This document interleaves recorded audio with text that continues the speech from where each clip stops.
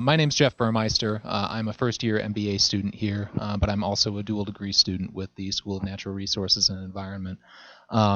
This question is for Ryan at EDF, but I guess it also relates to Corinne.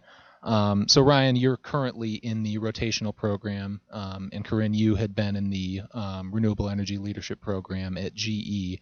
I guess, Ryan, how much control do you anticipate having over where you ultimately land at EDF if you do decide to pursue, a longer-term career there? And Corinne, within GE, I guess, how much control did you have where you landed after the rotational program?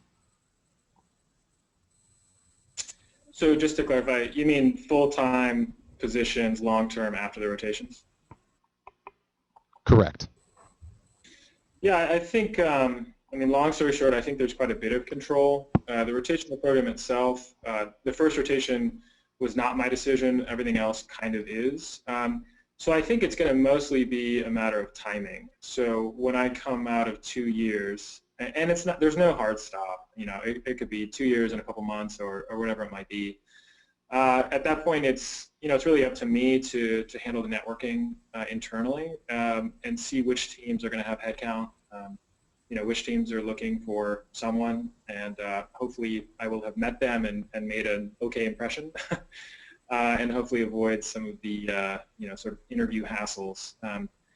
So I think with enough foresight and networking, I should have some options. But if the group that I really want to work for, if something happens at that point and they just hire someone, or they can't hire someone new, then that might be kind of tough.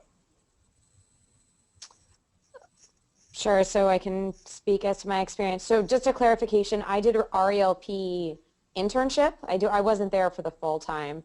My experience with other RELPs is that generally people found a home fairly easily once they came off program. At EFS, within Capital, I also was on their rotational program. It's a little bit longer of a rotational program. It's about a 1 year to 18-month rotation cycle, and then you rotate 3 to 5 times kind of until you get promoted either to an AVP level or a VP level. And I exited that program in a little bit of a non-traditional way because there was a job opening in the origination function. So I actually had to interview for that job internally, which was I felt almost as competitive as business school interviewing. It was really good practice getting all the drills at B school. But I think it's the same with Ryan. It's business dependent, but I think if you're a strong candidate in in the rotational programs, it's really a two-way interview the whole time. They're judging whether they like you, you're judging whether you like a certain group, and then when it comes time to exit, it's just a combination of factors. But the reins, I think, are really in the rotating person's hands. Great, thank you. So yeah, I was in a rotation program as well coming out of B school at Duke, and it was the same way. Like where you ended up kind of depended on who you had shown that you could be very productive and a good team member too.